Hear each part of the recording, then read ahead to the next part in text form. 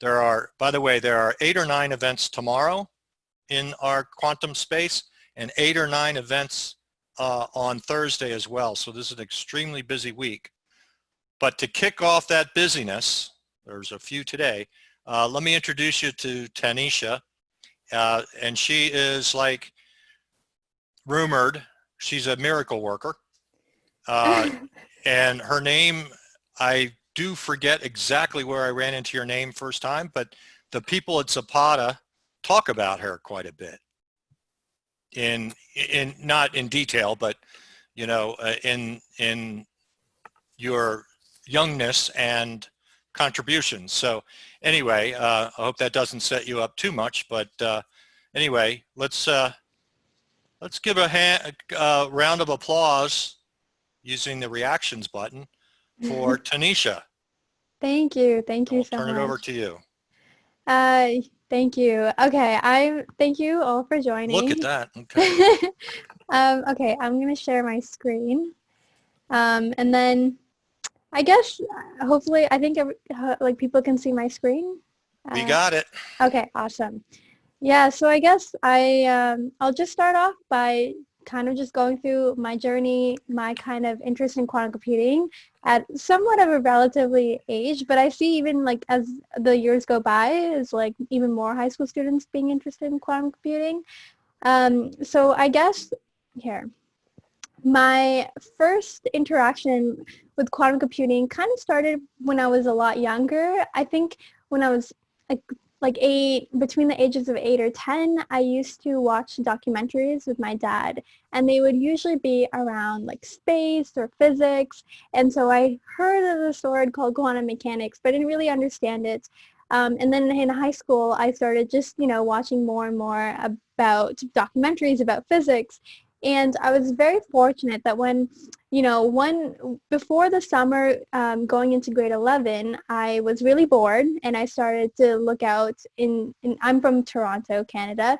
So I started looking into what are, events that I can go to and get myself exposed to what the world is like as a 16-year-old. Because in high school, you don't really see the world as it is. It seems like a very small bubble. All you can be is an engineer, a lawyer, a doctor. So I had no idea what else existed. And so I was very lucky that I went to an event when I was 16, and I heard about this guy. His name's Eric. Back then, this is 3 years ago, from D-Wave, talking about this technology called quantum computing. And I was like, that's crazy. You're combining quantum mechanics to build a completely new device that will potentially solve really crazy hard problems that humanity's never been able to do before. That was like my initial spark of curiosity. So as I had a lot of time on my hands during the summer and going into grade 11, I really got myself started like reading as much as I can about quantum computing, what was happening, what it was. And obviously there was a lot to learn, especially not having the complete background of, the quantum mechanics as a physicist. I ran into a lot of speed bumps in terms of just trying to understand what is quantum computing, how does it work, and like how is this like being possible today, like being made possible today. And so, but I think that what really helped me, like push me forward, and I feel like maybe you guys have it in common with me, is just my kind of passion to really understand what this field was. Because I was excited by the technology, and I was excited by kind of just interested intellectually by how physics and computation can combine to build something like this, but also the applications of it and what it could mean if this does become a really powerful device in the next 50 years. Like I realized like back then that this could be like a game-changing technology. And, back when we were just developing computers back in the 1950s, like we had no idea that something like the internet would exist. But it does today, and it's such an important part of everyone's lives. And anyone that has access to Wi-Fi or a piece of technology. And so, it got my mind racing, like what are the possibilities for a technology like this? What could it mean when I'm growing up? And so I decided that I just wanted to get myself into this area as soon as possible. I wanted to see how I could be a part of it, even when I'm very young, because it's such an early early technology to get myself immersed in. So then that led me to, start seeking out mentors, start seeking out people who knew more than me about this field, which is obviously professors and people who had done years of research or were conducting, had their own research labs, and start reaching out to them. And so I'm very lucky that I live in an environment that I didn't even know was so rich with quantum computing kind of resources, like the University of Waterloo and the University of Toronto. And so I started like reaching out to professors at the University of Waterloo. I live in Toronto, and I would like go up to Waterloo to sometimes spend a day. I met a really special mentor of mine. His name's Roger Melko. He does amazing research in quantum machine learning. And he was so open to just helping me, like, I guess, learn more about this field coming from absolutely no background. So I guess in the early days, I just spent a lot of my time thinking of questions, thinking of things, trying to figure out what I don't know and what I do know, which was very little, and then seeing if I can go directly to the experts and learn from them, spend a day with them, learn about things, and then I would get a huge new array of information and things I didn't know about and so much more to learn. So it was very exciting to have that kind of resource and access. And then after that, I guess meeting mentors and learning about how this field is progressing, I decided to start like buying my own material. I bought a quantum computing textbook to see if I could start going through this. And I was still in high school, so I'm very lucky that in a sense, like being in high school meant that I just had more, I had very little responsibilities. I just went to school. And so having a lot more time on my hands, I was able to spend a lot of time just like pouring into understanding quantum computing and just intuitively trying to understand like how do these devices work and how can I start working with them. And so as I learned more and more about these devices, I started to take my knowledge and convert them into, I guess, content. Because I'm very lucky that a lot of really smart people, a lot of really good mentors were like, or even Richard Feynman, for example, is like, the best way to learn is to teach it to someone else.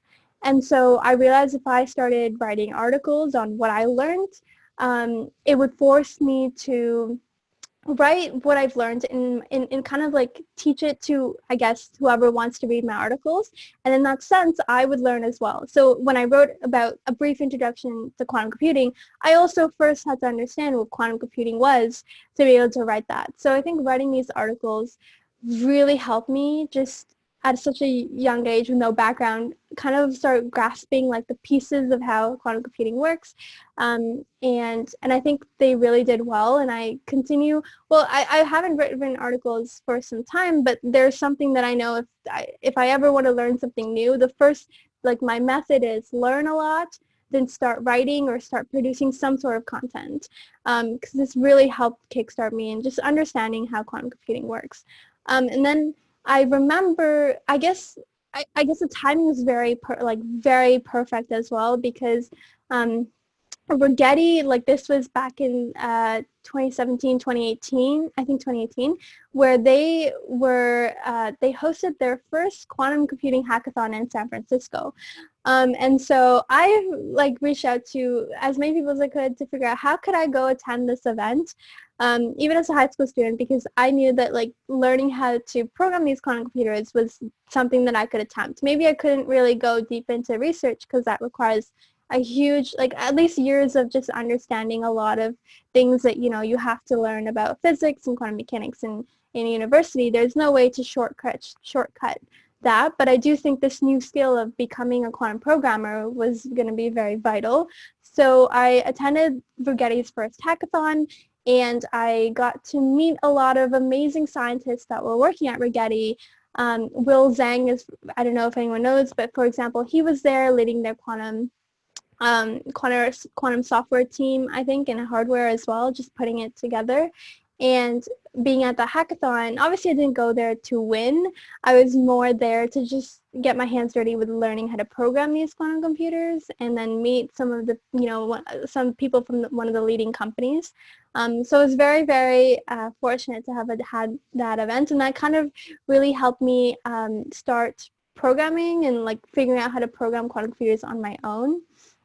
And so I started just figuring out, okay, how to use the different platforms that were out there. Back then it was Qiskit.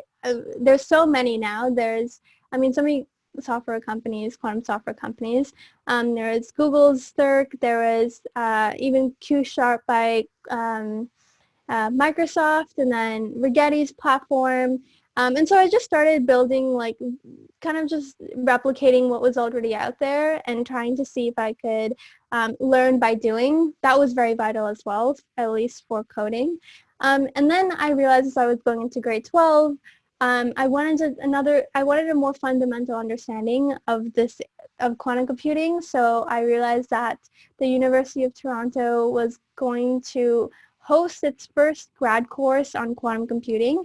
And I ended up going to the lectures. I met the professor and I asked if I could audit the whole course. And so I think the first semester of grade 12, I would, after school, just go to the university and then sit through the lectures and then, get more of a structured, like, learning experience from a university course. And the professor, he was amazing. He was such a great, I think I've been very lucky just meeting a lot of really good mentors and people to guide me as a young person, or I wouldn't have been able to get as far as I have right now.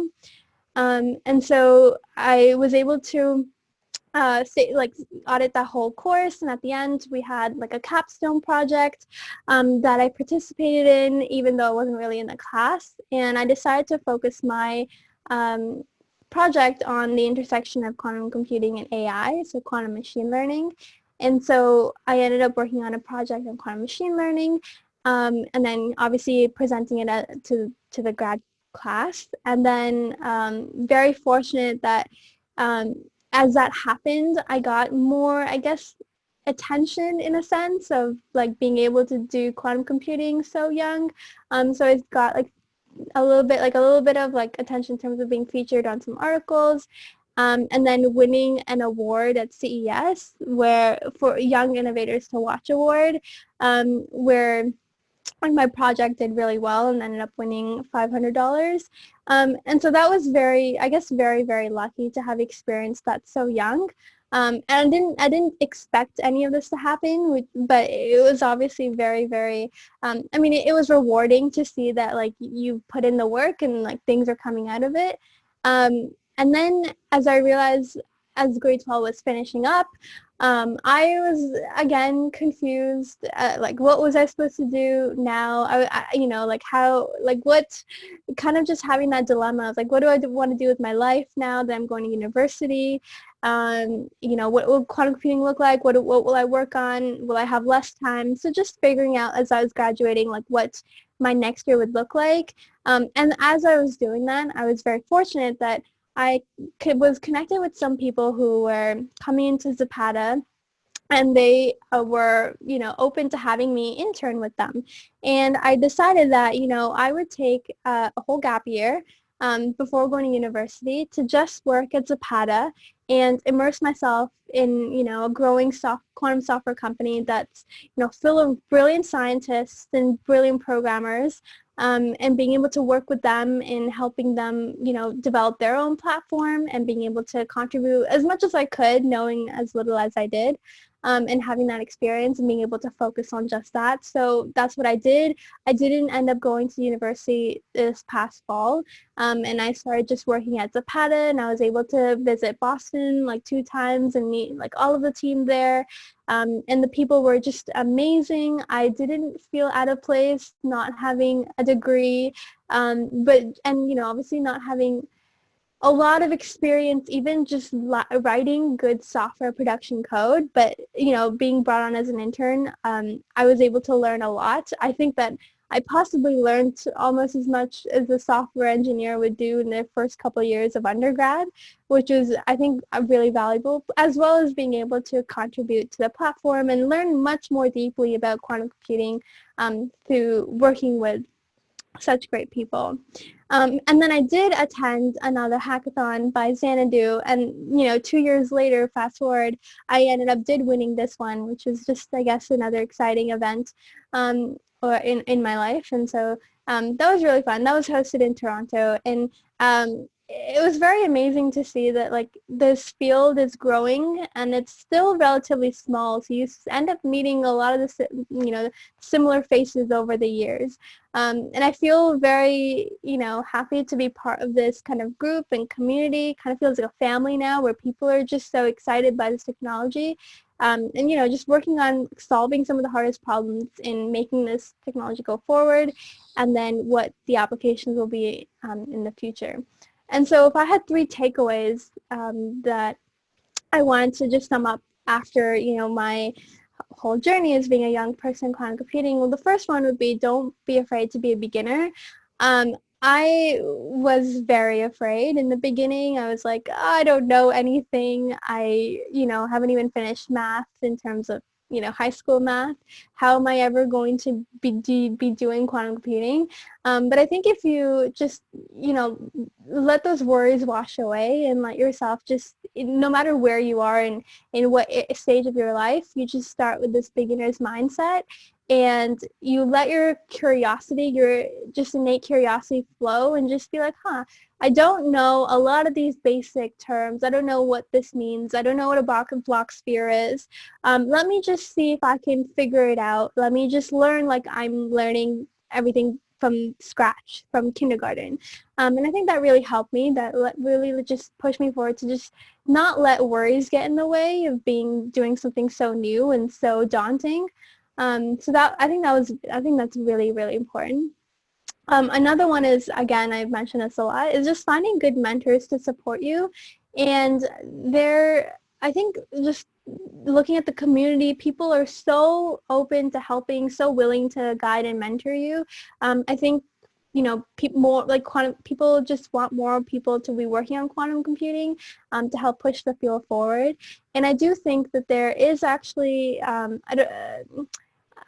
forgot the full name, but it's like QOSF.com. I think it's like quantum, maybe I'll share it after, but it's a quantum computing website where they actually started a mentorship program. So people who want to get into quantum computing can actually like find mentors on that website from people who, some of the people from Zapata, some people from doing some amazing research all around the world.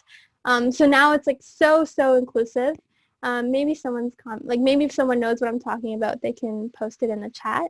And then the last one would be, this is one, again, this is kind of what I learned from Richard Feynman as well. Like the more you can teach people, the more you learn. So for me, is that the more content you create, the more you'll learn. And so like writing articles was just a way for me to learn, as well as kind of just sharing more about my journey as a young person, trying to learn about quantum computing in a way, and then being able to build quantum computing projects, like the programming projects as I did, and just learning how to program them, and not just like keeping the knowledge, but actually being able to apply it really helped me learn. And I think that that is just a staple for anything. If you want to learn anything new, you should just be creating. You should have a process of knowing where the diminishing returns are with how much knowledge you gain and how much you're actually like progressing. Because the more you learn, just getting your hands dirty, the more you build. There is just that kind of knowledge you can't supplement with just reading a textbook. So I think that's so important. Like having a pipeline where you learn a lot, learn from a textbook, but then also learn to just apply it right away. And you'll see that your progress in terms of learning something new just grows exponentially in a sense. And so I guess, and here's where I'll open it up to questions, specific questions you guys have, but because I wanted to really see if my experience could help more people getting into this field, and just to wrap up how, where my kind of journey is continuing to go. I'll be going to university this fall online at the University of Toronto, and I'm going to continue, I guess, being part of the community. I'm going to focus on like my first year at university, but then also just, being like making projects on the side, trying to see if I can join a research, anything to get my hands dirty. And I think something that really excites me for the future in terms of quantum computing is just in 50 years, how could quantum computing change the world? What are those like really crazy big questions that we haven't been able to solve that potentially could be like solved using quantum computing and other intersections of technologies like quantum machine learning. One thing as I think about, could we simulate like things like dark energy or dark matter, black holes, or simulate human consciousness itself? I think the idea of simulating things on a quantum computer is very, very interesting. Lots of really like unique opportunities. Like you see a lot in terms of like chemistry. Using quantum computers to simulate a lot of chemistry problems. And so I think just that is a really interesting field that I'm excited to see grow. But yeah, and I guess that's how I want to wrap it up. So let me know if you guys have questions, and you could just unmute yourself, and I'm excited to answer as best as I can. Okay, well, allow me the first question, but at first I want to get that. Is that a website there, that Tanisha? Yeah, that's my website. It's not the best, so I'm probably going to find some time to make it better. But yeah, if you want to follow me on Twitter or my website, it hasn't been updated for a while, so it still says I'm 18. I'm actually 19. I have to fix that. Yeah. All right. Well, I'm putting in the website in the chat so we have it, and then the Twitter handle. Yeah, just my name and my last name. I think I got that. Yep. Mm-hmm. And I'm going to unshare your screen. Yep. If I may. And so how about we give a round of applause here, folks, or some thumbs up, however you're motivated. That was very, very, look at that. Whew. That's a good, oh, you got a couple thumbs up in there. George gave you a thumbs up. Thank you, Tanisha. I'm exhausted, and you've lived it. Can I ask the first question, though? Yeah, of course. And this is a question that everyone gets asked, and I'm going to ask it first just to get it out there, okay? When will we have quantum supremacy? What year? I mean, technically quantum supremacy, like I guess the other term, when will quantum computers be able to, I mean, in terms of, I mean, you can see where I'm coming from. So I have a lot of things to continue learning. So I don't like to make predictions as much, because I feel like in terms of being, like, you have to be very well educated. So I mean, I hope that personally in the next 5 years at least, I'm sure that we're going to see just a lot of amazing stuff come out. And this is, views that not necessarily backed by my own knowledge, but just conversations I've had with people who I work with, people in the field. But I think that quantum computing is actually growing at a pretty fast pace. I mean, there's debate around are we heading into this quantum winter where, progress is going to slow down because hardware is not going to. It'll take time for hardware to catch up with the software problems that we have.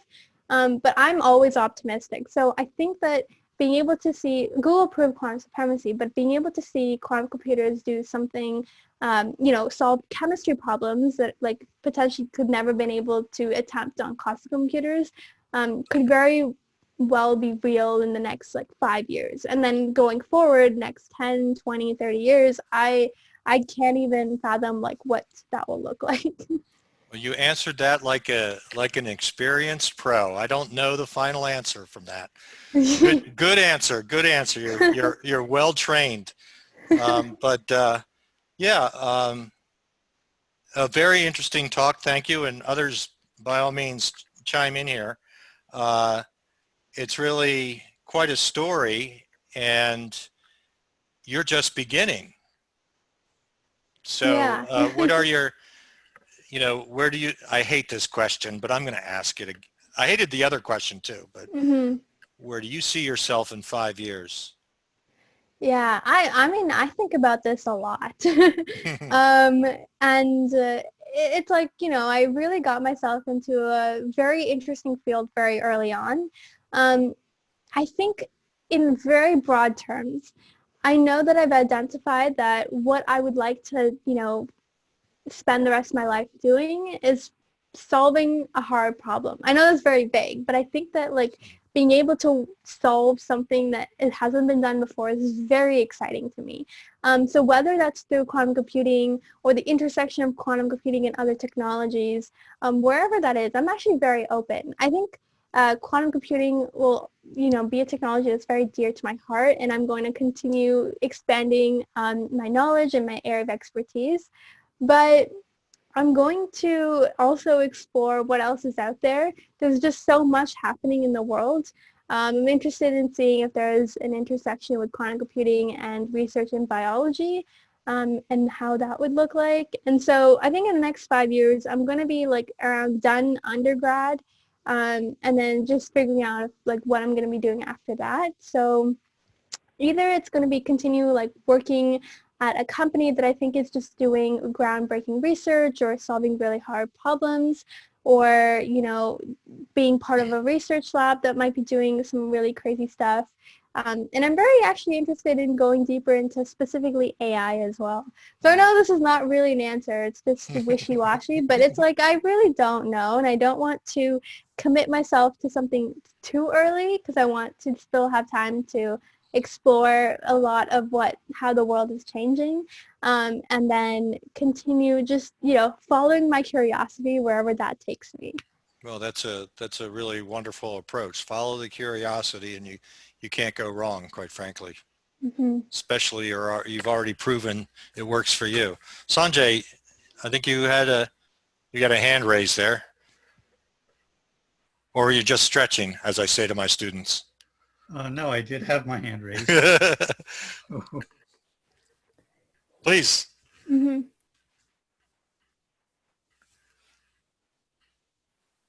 Any questions for Tanisha, Sanjay? I work in quantum computing. Oh, sorry, you got cut off. Yeah, you're getting cut off there, Sanjay. Can you hear me now? Yes. Okay, so my question is twofold. One, she may already have said this, but I didn't. I missed the early part of her talk. So how is Zapata involved in quantum computing, and how is she? She said she's an intern. So what are you doing there right now in terms of quantum computing? Okay, so Zapata is a quantum software company. They were based out of a research lab at Harvard, and they converted into just figuring out how to develop, I guess, the best software platform to enable people like researchers or people working at innovation labs at huge companies like the huge industries like oil companies, or people who have like hard chemistry problems, to get their hands dirty and being able to use quantum computers actually to run their experiments. So what Zapata is building is actually like a software integration where you can, even as you don't have to be, from research or from a company, but even as a sole person, to be able to work with quantum computers and at a higher level, so you don't have to granularly now, like, I guess, go into writing all the code. You can kind of, like, they've created these templates that you can go to and run experiments with, and then some of the best people on the team, like, help consult and work with big companies as well, and trying to solve like some of their hardest problems and seeing if you can attempt to do it on quantum computers. But I think Zapata itself is just a quantum software company, and they're trying to attempt at being a leader in this field. And I think they have the best people working there, some of the like best minds. I think a lot of really great scientists from all around the world, actually. So very, very lucky to be working there. In terms of what I do, so coming as an intern and being like you had not really having a grad degree, it was like figuring out like what could I do, like what essentially would I be doing. So I ended up working with the Toronto team here. They opened an office here, and seeing if I could help them help contribute to their quantum machine learning research, or figuring out if I could build small features here and there onto their platform. So that's what I spend my time doing. Is just learning about a lot of the different pieces of how a platform is built, and how you can integrate all these pieces of code in terms of just quantum computing, building circuits, taking algorithms and putting them into software, and being able to run experiments as well and like work with some of the hardware as well from like IBM or Google. So my role was like very undefined, and I liked it that way because I got to just touch a lot of different things from all the different places, and then just like really get my hands dirty with like coding a lot. I don't know if that was a good answer. If you have any follow-up questions. So I mean, you said you were getting into coding and helping with, I guess, some of the hardware. So the fact that you don't have a degree yet in even a college undergraduate degree, how effective are you? I mean, did you teach yourself coding, or what background do you bring into those areas? Now, what type of coding languages do you use? Yeah, so I'm self-taught, and I mean, I've had, I guess the most proficient I can do is actually code with Python. And I guess I was very intentional with like what kind of like back like 2 years ago, working with like Rigetti's software platform, learning how they can actually build quantum circuits, like how can I use Rigetti's software platform to develop quantum programs. And so I was very lucky to have that experience because that kind of helped me, help with writing code at Zapata. Coming in, like I didn't know everything. A lot of the time I spent learning how to do a lot of things that weren't quantum related. That's why I said I think I learned a lot of software engineering skills as well. Even learning how to use Git properly and collaborating with people on GitHub as well was something completely new to me. And so in terms of just adding value, I think I was able to add value in the sense that if there was a new interesting project to be worked on or something to be built, I could attempt at, starting to code and like work with, and I wasn't given full autonomy in the sense. I always had people working with me. So I would work on small features here and there, and then I would like work with older people who have had more experience, cross-check my code, and then just like learn how to build good code from there on.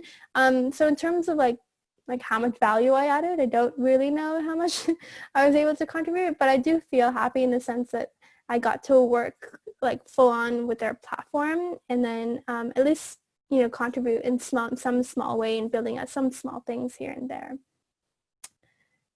Yeah. Might be a little off topic, but if you're interested in Zapata, they've been holding let's say bi-weekly 3-hour training sessions on Orchestra, and so if you want to get in on that, let me know, and I could set you up with that.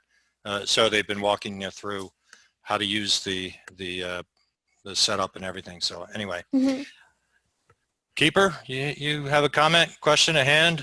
Jamie, you're next. Yes, I'm here. Can you hear me? We can hear you. Oh, wonderful. Hi, Tanisha. So you are very inspiring, and your story is really amazing. May I ask you some personal questions? Yeah, go ahead. Wonderful. Okay, so tell me what your parents were like. I mean, you said that you used to watch a lot of physics videos with your dad. Does he have a science background? So I mean,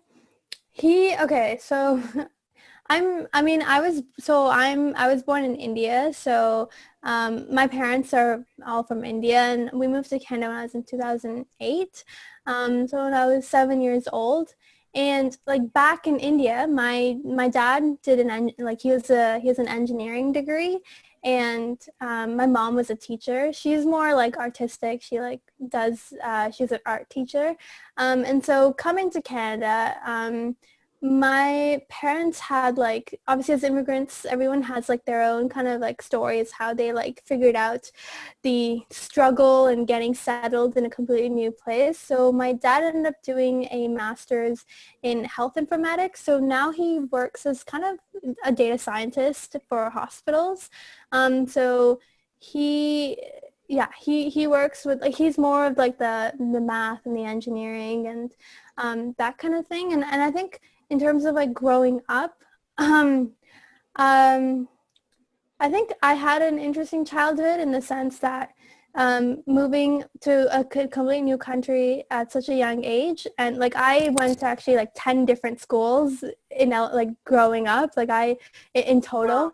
Yeah, so and it was because like my parents and I were just, settling into Canada, so we were moving from one place to another. My dad was studying for 2 years, so he wasn't working. My mom was working, and in that sense, like so right now, my dad works with a hospital, like with a hospital here as a data scientist, and understanding how to support their decision making. And it's very interesting because now he gets to work with like directly with what's happening with COVID. And my mom works more as an admin role, because I think like coming to Canada, like finding a teaching job was like very, very hard. So she had to make some sacrifices. And then, yeah, and I think just Sure.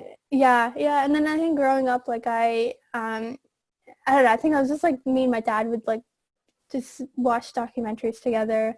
So I think it's really interesting what you said, that you didn't have a lot of responsibilities, and so you were able to really focus your attention.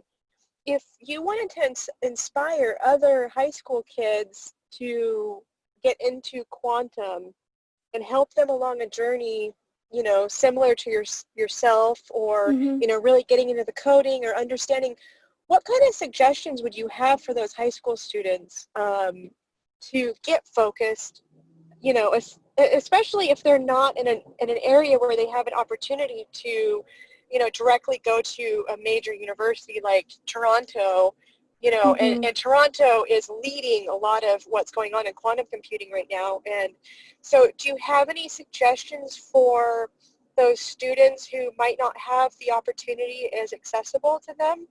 Yeah, and I actually was thinking more about this as well. It's like, how could, because I'm not very special. I think that like my story could be a lot of different people's stories if they just had the same amount of information that I had. In a sense, I got very lucky in terms of where I was and like when I got like exposure to quantum computing. So in terms of like helping even younger students, like I think the number one thing would just be like getting exposed to what's out there. Like number one, it doesn't necessarily have to be like quantum computing, but I think just in high school, there's just, you think that you're so limited in terms of like what the world actually can be. Like I mentioned this, like people only think that you can be an engineer or a doctor or like, it's very limited what you think is out there. So I think getting exposed to quantum computing, and not in just like, hardcore, here's the math, here's the physics, but just some of the more high level stuff on like, what does this technology do? How could it change your future? How can you be part of it? So having more, and it's hard because if you don't have the exposure, you wouldn't know how to look for it. So being able to maybe just like create more beginner level type content that's, specifically directed towards young kids who want to like learn more about, what's out there after high school, after university. And then Sure. it's like, and when they do get excited by something like this, like the number one thing is, and I mean, there's no way to compensate for an undergrad degree and focusing and a PhD in something so scientific. You have to spend the years, 10 plus years doing that. But what we're lucky to do like now is that you can actually work with coding, like the software that's readily available online. So being able to, I think, start learning quantum programming would be the next step. Like get interested, get exposed, learn a little bit about how this technology works. And then if you know Python, you will be able to translate that information into working on using IBM Qiskit or using Sure. Circ. So I think that would be Well, what I hear you saying is that the professional outreach into the high school systems so that kids can see the opportunity that's presented to them is a missing key, and that we Mhm. have to bring the professionals in as like information on possible occupation and career orientation. I'm curious, what was your chemistry background in high school, and how much did your chemistry class go into quantum mechanics? Oh, okay. I don't know if people know about this, but I was part of the IB program. It's called the International Baccalaureate Program. And so I got to, s- I think my chemistry classes were more advanced in the sense, I think it's kind of like AP, but a little different. So I got to do a little bit of like, I think advanced chemistry in terms of like just maybe like touching like first year chemistry in undergrad, but I didn't actually learn anything about quantum computing from school. All of that was like either through university outlets or, doing Googling myself. Like chemistry didn't go into quantum mechanics at all when I was studying in high school. So, but what I was able to do is if I learned something about quantum computing or quantum chemistry or quantum mechanics, I could then talk to some of my teachers and then ask them like not in class, but like out of class if I had any questions about it. So like I would say 99% of everything that I learned was outside of school. Okay, wonderful. Well, Mhm. thank you for answering my questions. I appreciate it. Yeah, no problem. Um, Yeah, Jamie, I think you were next in the queue. Cool. Hi, Tanisha. Thank you so much for an awesome talk. no problem. Cool. Yeah, so I just wanted to ask you a couple of things. Yeah, you were just talking to Keeper there, and she's like really deep into chemistry. You got a few computational chemists on the call. I heard you mention biology as something that maybe excites you. So I was Yeah. just curious, like, what excites you? You mentioned kind of like doing the features for different QML things, and do you see pairing QML with biology problems, or you said your dad was into some of the COVID research? Where do you see, do you see a research group popping up at university, or different things you came across at Zapata? I don't know if you went through different rabbit holes of saying, hey, this customer had some cool ideas on this or that. So Mhm. it's kind of like 5 different questions wrapped in one. I guess the Yeah. big thing is what excites you and where do you think you could take this next? Okay, I actually really like that question because I'm figuring it out on for myself as well. I think that so what happened was, I didn't really do a lot of like biology, like in high school because I don't know, I guess it just didn't excite me. But then I started looking into just out of curiosity, like I talked to some people because some people at like who I work with, and some of them have diverse like backgrounds, a lot of them, and I feel like you guys are an amazing crowd. I'm like so underqualified. I don't know anything, but I was talking to people, at Zapata who've done a quantum chemistry PhD, and I found it very fascinating how much about the human body like we don't know. And the thing is like about biology is that biology can be broken down into chemistry, into a chemistry problem. And so it was very interesting. I talked to someone else doing research, like a lot of interesting people doing cancer research. And something that they were talking about is understanding protein folding. And there's a company called Protein Cure as well that's also based in Toronto that are working on this problem. But they were, like looking at how chemistry problems can be applied to, bigger biology problems and how they could help us understand the human body and other animals as well. And I found that very fascinating, is that how like the overall concept that we don't know much about like how our own internal organs and our body at the very, very small processes works, like how exactly protein expression works, how gene expression works. And there's so much research going on there. And I think that when there's a interesting field of research happening and like not like a lot of progress being made, like maybe you need to come at it with a new approach. And so that's why I was just thinking, like, how could QML, quantum computing, be applied to, you know, bigger chemistry problems that could help us understand biology better. And then one would be just looking at proteins overall and protein structure. And I've only done high school biology, so I definitely have like a lot of learning to do. I haven't really heard much about it. I don't even know if this would be possible, this would exist, if it makes sense, but I mean, why not?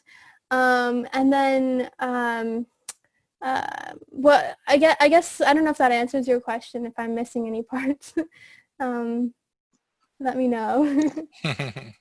Yeah, no, that answers my question. That's pretty much what I was, yeah, I mean, that's cool. I figured. Yeah. I mean, I don't have very clear answers at all. Like, I think there's just so much for me to be learning. So I'm very afraid to like say anything because I don't know. There's so much, you know, research happening every day. But I do think that even if you're interested, that how, like, thinking about how quantum computing could be applied to like competition chemistry or competition biology problems could be very interesting, especially in terms of like what we're seeing in the global pandemic. Imagine if we have, you know, like advanced quantum computing in the next 10 years and like an outbreak like happens again. I wonder with, you know, quantum computing tools would be able to like completely change the way vaccines are made, just because we can simulate problems easily and like not have to go through the tedious amount of like in-house, like I guess, experiments that are being done to develop vaccines. So yeah, those are just where my thoughts are going. Sion, or I think you have your hand raised. Yeah. First of all, thank you so much for the talk. It was very helpful. Yeah. And so my question was, I'm really interested in doing an internship at Zapata, but I'm not really in the field because I'm doing computational chemistry. And so for someone that's not currently in the field, what can I do to differentiate myself in order to actually get the internship there? Okay, I know how to help. So working at Zapata, I think the number one thing you can actually start doing is attending like some of the events they're hosting, and then see like if you can start working with orchestra, even approaching some of the people, like I'm not, like I'm an intern as well, like I'm not a decision maker, so in terms of just, but I know like the people who work there, so maybe offline if you need any, if you need like a warm intro or something like that, I'd be happy to help. But in terms of just differentiating yourself, you don't have to be from a quantum computing background. The fact that you're doing computation chemistry is actually very interesting. So I guess what I would do is start attending the events, seeing if you can start contributing to their platform. So working with orchestra, getting access, or seeing if you can apply it to some sort of problem that maybe you're using. And then I guess like the best way to showcase your capabilities is just to be a face they see often. So in a sense of just reaching out to a lot of the scientists who work there. There's a bunch on LinkedIn, and there's a bunch on Twitter as well. You can find, I'm sure if you can or go to the page, I guess, on our About page. And so I would just start talking to more of the people who work there, doing just getting introed and seeing a friendly face that's being seen often, getting your hands dirty with orchestra. And if you have worked with other, I think working with Rigetti and Google's platform would be a plus too, just knowing how to code using or build circuits even using those, and then attending more of their events online will help. And when it does come time, they're just trying to find the best people to, I guess, work and solve some of the problems they have. So if you can showcase that you're really willing and you really want to work there, and you're putting in the work by going above and beyond just being all all about Zapata, I think that'll really help. Let me know if you have more, even more specific questions. I can share my email if you'd like to email me after. Yeah, that'd be In awesome. the chat. Okay. Okay. I hope that helped. I hope that helped. Yeah, it did. Thank you so much. No problem. Amir, you have your hand up. Yeah, I'll just say it because everyone else says it, said it too, but I'd like to thank you for sharing your story. It's certainly very inspiring. And the question I have for you is, what would you say the most challenging concept you've encountered that you've had to learn so far?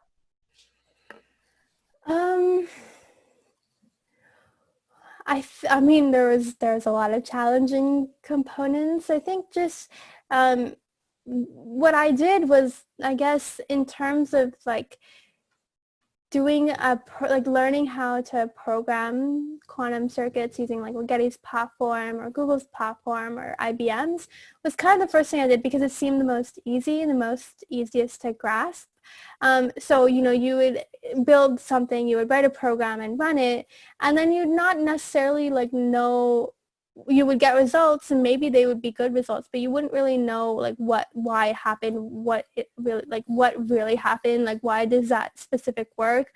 So I think just innately trying to understand like what is a quantum circuit and then what is happening, like it's very hard to just intuitively understand without having the proper background. It's to how does quantum information like how does it work? Like how does it go from, like a bunch of signals onto a machine and being able to, I guess, manipulate like qubits and then having results. I think that's still something that I'm trying to figure out. But then I think when I just started like writing quantum circuits, like really understanding or trying to really grasp the idea of like how it works and like what is my program actually doing. Like you can write pieces of code, but then I don't really know what is happening here. Like applying this gate like has this rotation, but like what does that really mean? So I think that was probably the hardest to do. And I mean, it's not, and I think that, going back, like I definitely think having, undergrad, like doing the physics beforehand and then going into the programming would be like having both of those backgrounds would be like very, very vital. Like I don't think, like one thing that might happen in the future is where people don't necessarily need all the background to do quantum computing. You could just write like lines of code and you wouldn't really have to worry about like what's happening in the background, as you know how things get easier over time. But yeah, I think just understanding innately like what my code did was very, very kind of abstract to understand. Yeah, and I don't know if that answered your question. There was a lot of challenging parts. Like there's so much to learn about quantum computing, quantum cryptography, quantum information. What does that even mean? Quantum teleportation. Like I had the Nielsen and Chuang textbook, and just like going through that was like very mind-blowing. Yeah, thank you. Yeah, I mean, well, you answered it how you did. I was thinking you might talk about like certain algorithms or maybe like for me lately, it's just really understanding what the density matrix is and how it represents states and like noise and all that kind of stuff. But I don't want that to influence you. Thank you for the answer. Yeah. Yeah, I don't think I'm the right person to be asking because I'm kind of in like the learning process as well. So I wouldn't even, so if I were to give you an answer, like I wouldn't necessarily be like, like follow that, because like obviously getting the information from someone who has a year's more worth of experience would probably be like, would help you better in terms of just answering those specific questions. Yeah, that's fine. I think I was just, it's nice to hear from others, like what's challenging to them. So when I also am challenged by it, I'm like, oh, I'm not the only one, basically. Oh, yeah, for sure. Yeah. No, you're not, definitely not the only one. Thank you. Mm-hmm. Okay, and so I think there are questions in the chat. Yeah, use the microphone if you can, folks. Kind of lost track here. Ram, are you still out there? Can you get to a microphone? I think Ram was asking which math have you, which aspects, and it's kind of like Amir's question, what's the hardest thing to study that you felt most challenged by? So. I think just for math in terms of like the extent that I really took math seriously was just to learn linear algebra on my own. And I think that just doing like linear algebra on my own was fairly challenging in a sense. I mean, I had help with other people, like someone, like a mentor I could look to into like, oh, how do you solve this? Or can I get help, solving this equation? And so I think in terms of math, like math has been pretty challenging in terms of just figuring out how to do everything. But I think linear algebra was like, not that like, I don't think, yeah, linear algebra like at its core is like not very hard, but then when seeing it turn into like how information is evolving on a quantum circuit became like pretty hard. So I think the challenging part was just applying linear algebra to like quantum computing, which is just something that you do with practice and with tedious work. I'm trying to see if that was the answer. Yeah. And then okay, so I guess Bruno had okay. Yeah, so I think Bruno's kind of asking, really who's your mentor or guiding light? Is it Tanisha out there on her own figuring this stuff out? He brought up community, which is another conversation, but I mean. Oh yeah, I'd love to. Yeah. Okay, yeah. So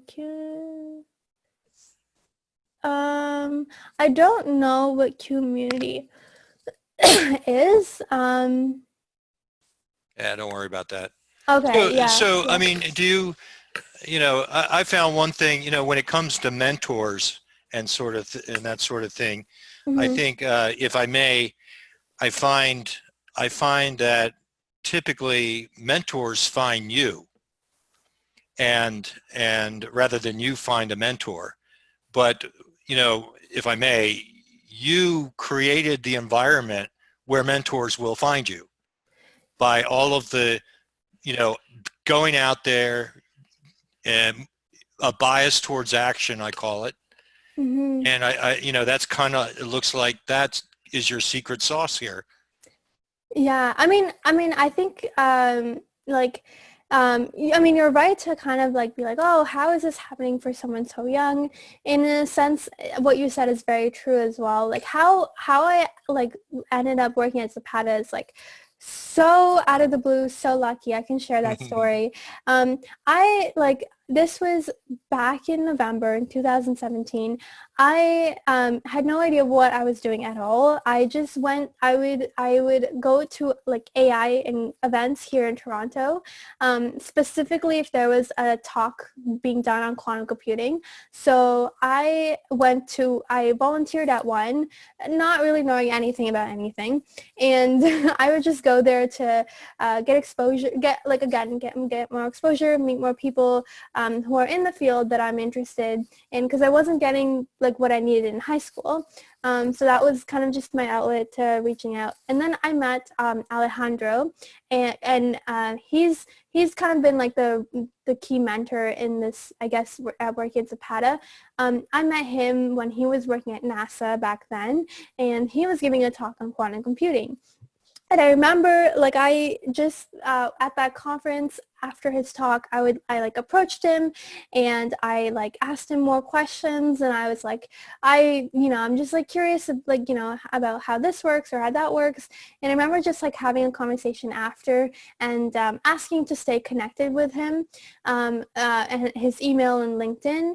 And then I thought nothing of it. And then after I think I remember like sending like a note after, just like thank you for like answering my questions and like talking to me, all of that. And then, so I guess 2 years go by, and he messaged me actually out of the blue. He's like, I'm going to work at Zapata. Would you be interested in coming to intern with us? And I think he saw some of the stuff that I continued doing throughout the 2 years, and saw that like, yes, I was interested in quantum computing when I met him, and that continued over the past 2 years. So I think that might have helped him. And so being connected with him was very lucky. I didn't think that would end up happening. Like, these are things you really can't predict, because he joined Zapata like August last year, and then I came on in September. And so that's how I guess like I kind of bypassed a lot of like getting an internship and getting a job so early, and how that happened. So definitely I think there's like help from outside. Like, it's not, I don't think I definitely don't think I would be able to do any of this on my own. A lot of, mentorship and guidance from people that I've, intentionally or specifically reached out to and talked to and built relationships with. And that is doing something on your own, because that's the key here in my view. Amira, you've got a question or comment? Is that hand fresh? Oh no, sorry. I thought I left dropped up there. it. Yeah, thanks. Okay, anybody else? I'm exhausted just hearing your story. Like I said, this is I kind of wish I was young again, frankly. Anybody questions, comments before she go? Well, I've got one just quickly. So as you go through college now, do you see yourself as, taking on the researcher role where you want to focus in on research, or do you see yourself maybe more like an organizer? Like, might you organize, the quantum computing group at Toronto or something like that? What kind of person are you on that sort of thing? I think so. I've thought deeply about this. And this being completely open and vulnerable, is I realized that, like, obviously when you don't have a strong background in in terms of just like the knowledge you need, there's like a lot of holes of things that you don't understand. So in terms of how I've been learned, it's very scrambled. It's just like, I was curious about something, learned about it through whatever means I could, people, online, internet, books, and then just trying to see how, like, build something and see how it works. So I think that like, personally, I want to take time to like slow down and then go probably like more the research route, like really take the time to understand some of the fundamental principles of how things work, build like build my knowledge again from the ground up. I think this whole journey started, very, very sporadically. I got very curious, and just, things just happened, and I kept following it. But I feel like going to university would be like a time to kind of just slow down, and then involve myself more in research, and maybe like very, more specific research of, forced me to go away from like the high level, like do the programming stuff, but more of like, okay, let's really understand from the basics, like how does everything work? So thinking like, back to like understanding from first principles. And George, I commented that like Feynman was a mentor, and like that's very true. I, love hearing like his quotes on just how to learn and how to think about the world. He's just an amazing, like, I read his book as well, his like biography as well, and so he's definitely someone that like I take to heart in terms of like how he's like be able to learn something and teach it to someone else. Like that's very core to me. So that's probably what I'm thinking about in terms of going to university.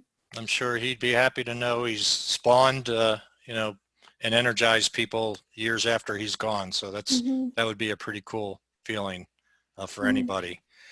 All right, last call, anyone? All right, yeah, I mean, Tanisha, I mean, you definitely want to go under, start taking university classes to start to slow down quite a bit. Good luck with that. Yeah. No, thank you so much, and thank you for having me. I mean, I think I'm just very, very lucky, and I've had a lot of really good support to get to where I am. So if I can help, you guys have my email, so if I can help you guys in any way, and feel free to like, email me after. I'd love to help, because I think a huge part of like how I got here is people giving back to each other. So if I could do the same for someone like Sion, for example, who wants to work works at Zapata, I'd be happy to help. So thank you for having me. That's very kind of you. Very kind of you. Okay, well, be careful. We might take you up on that too. So, but yeah, thanks for sharing your story to us. It's not a very comfortable thing, actually, to give your biography out there in public to a bunch of strange adults, if I may say. Well, one strange adult, the other adults. But thanks. I really appreciate it. It was really a treat hearing your story directly from you, and I think you have a few fans out there, many people who will be watching you as you go through. And if you decide to stay in quantum, great. But you know what, Tanisha, if you decide to become a violinist, that's just as good. So that's very cool. All right. Yeah. Well, thank you very much. Again, everybody else, thanks for coming by.